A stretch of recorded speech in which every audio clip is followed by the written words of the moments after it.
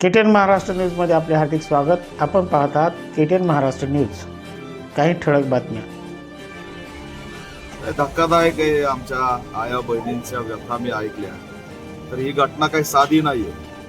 या गाडीवर विटाबाई मांग हे नाव होतं आणि ते नाव वाचून यांच्यावर हल्ला करणाऱ्यांनी हे मांगत्याचा तमाशा आहे अशा पद्धतीच्या शिव्या दिल्याचं सुद्धा त्यांनी आता सांगितलं. तरी सुद्धा या एफआयआर मध्ये अॅट्रॉसिटी ऍक्टचं कलम का लागलं नाही हा प्रश्न आता आम्ही डीवायएसपी ला विचारण्यासाठी फोन लावला तर त्यांनी फोन कट केलेला आहे. पण नगरच्या एसपीनी याची दखल घ्यावी, राज्याच्या गृहमंत्र्यांनी दखल घ्यावी आणि याच्यामध्ये उर्वरित जबाबात ऍडिशनल तात्काळ अॅट्रॉसिटी ऍक्टचं कलम सुद्धा लागू झालं पाहिजे. महिलांच्या विनयभंगाचं लावलेलं आहे पण त्या ठिकाणी अॅट्रॉसिटीचं कलम लागलं पाहिजे आणि याची दखल अनुसूचित जाती जमाती आयोगाने सुद्धा घेतली पाहिजे की हे जे काही तमाशे फिरतायत ते अनुसूचित जाती जमातीचे जास्तीत जास्त कलाकार आहेत आणि त्यांच्याकडे बघण्याचा दृष्टिकोन हा जातीयतेतून आणि एक तुच्छतेच्या भावनेतून बघितला जातोय. त्याच्यामुळे हा प्रश्न आता ऐरणीवर आलेला आहे आणि या आमच्या ताईंनी जी व्यथा सांगितली अक्षरशः अंगावरती काटा फुटतोय की त्या मुलाच्या डोक्यात 7 टाके पडलेत. आज घटना होऊन 5-8 दिवस झाले, 8-10 दिवस, तरी सुद्धा एका कलाकाराच्या अंगावरच्या वन जात नाही. त्याला एवढं बेदम मारलंय आणि आमच्या ज्या ताई बसलेल्या आहेत ते एका ताईच्या पोटात लाथ घातली. म्हणजे ही क्रूर घटना आहे आणि या क्रूरतेनेच या घटनेकडे बघितलं पाहिजे. याचं एक विस्तृत निवेदन तयार करून आम्ही या ठिकाणी भूमिका घेणार आहेत. आरोपीवरती कठोर कारवाई झाली पाहिजे. फास्ट ट्रॅक कोर्टाच्या माध्यमातून ही केस चालली पाहिजे आणि कमीत कमी त्याच्यामध्ये जर तमाशा कलावंतावर हल्ला होत असेल तो किती किरकोळ असो की काही असो कमीत कमी 5 वर्षाची शिक्षा झाली पाहिजे ही सुद्धा त्यात तरतूद व्हावी अशी सुद्धा आमची मागणी राहणार आहे.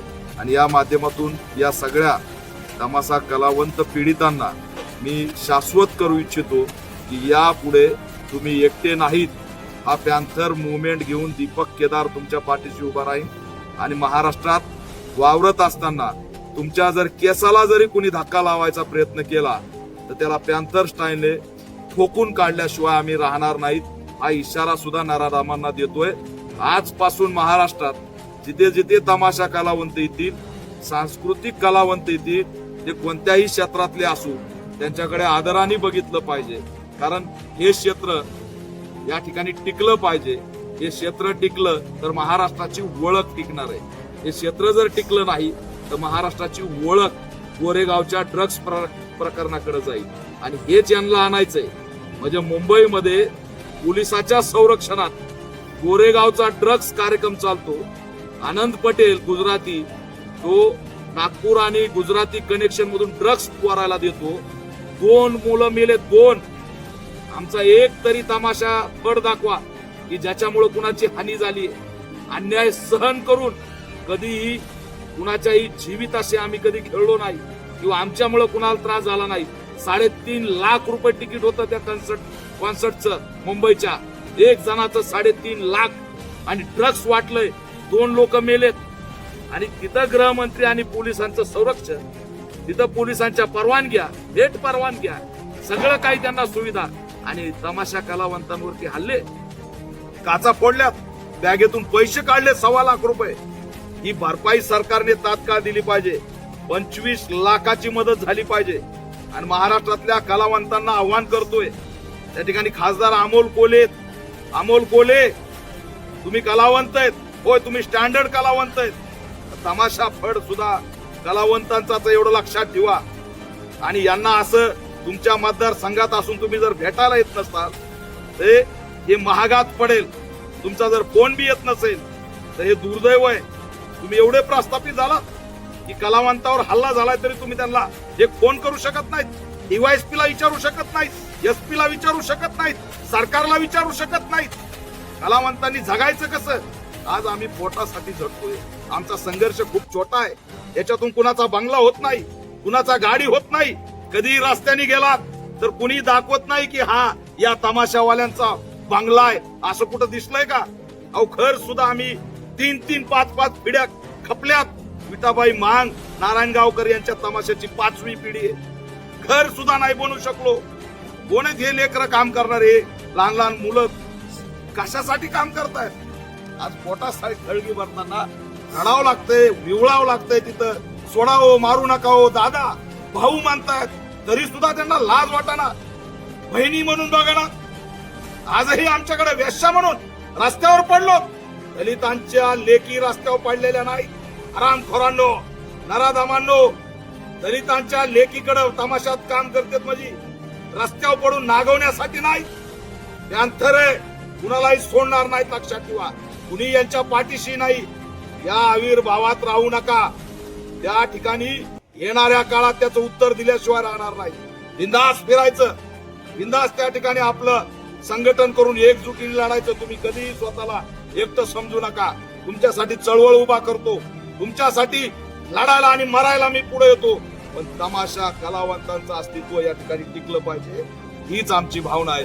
या सगळ्या प्रकरणाची दखल राज्य सरकारने घ्यावी, SC/ST आयोगाने घ्यावी आणि त्यासाठी सगळ्या व्यापक मागण्या घेऊन कलावंतांच्या रक्षणासाठी मी लवकरच आझाद मैदानात सुद्धा आंदोलन करणार आणि हा मुद्दा राज्यव्यापी करणार.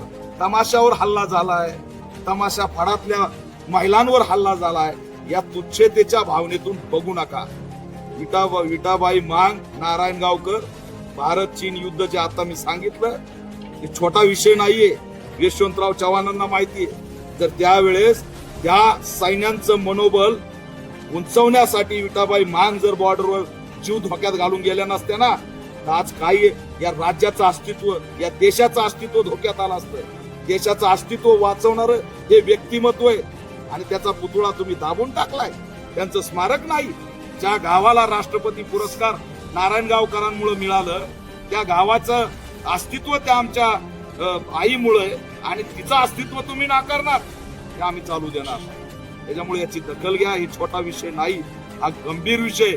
महाराष्ट्रातल्या सगळ्या सामाजिक संघटना, कलावंतांच्या संघटना यांना मी आव्हान करतो. आज दुर्दैव आहे, चित्रपट आघाड्यात, सगळ्या पक्षाच्या आघाड्यात, चित्रपट आघाडी, कामगार आघाडी. अरे कुठे चित्रपट आघाडी?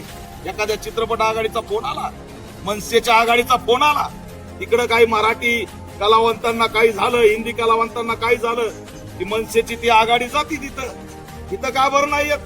तुमच्या त्या आघाडीत आम्ही बसत नाहीत का? आम्ही तमाशामध्ये काम करतो म्हणून आम्ही कलाकार नाहीत? ही कोणती भावना आहे? तुमच्या बीजेपीची आघाडी, शिवसेनेची आघाडी, काँग्रेसची आघाडी, सगळ्याच्या आघाड्या बघा किती रजिस्ट्रेशन आहे. एका तरी आघाडीच्या अध्यक्षाचा तुम्हाला फोन आलाय? नाही. विचारलंय? पावत्या फाडायच्या, कलावंत म्हणून सर्टिफिकेट द्यायचे, आर्थिक उलाढाली करायच्या आणि अन्याय झाल्यावर तुम्ही बोलायचं नाही का? चित्रपट आघाडीला लाज वाटते काय आमच्याबद्दल बोलायची? त्याच्यामुळे आमचा प्रतिनिधी मंत्रालयात असावा, त्यासाठी सुद्धा आम्ही लढणार आहे. यापुढे कलावंतांचं अस्तित्व आम्ही धोक्यात येऊ देणार नाहीत. या कलावंतांना त्यांची व्यथा ऐकून एवढंच आश्वासित करतो की ताई, आम्ही तुमच्या पाठीशी आहेत. आम्ही ताकदीने तुम्हाला साथ देऊ. ही कला जिवंत ठेवा, खचून जाऊ नका. तुमच्यावर मॉब लिंचिंग सारखा हल्ला झाला, एखाद्याचा जीव गेला असता तरी सुद्धा आज तुम्ही इथं फड उभा करून या जत्रामध्ये उभा राहिलात.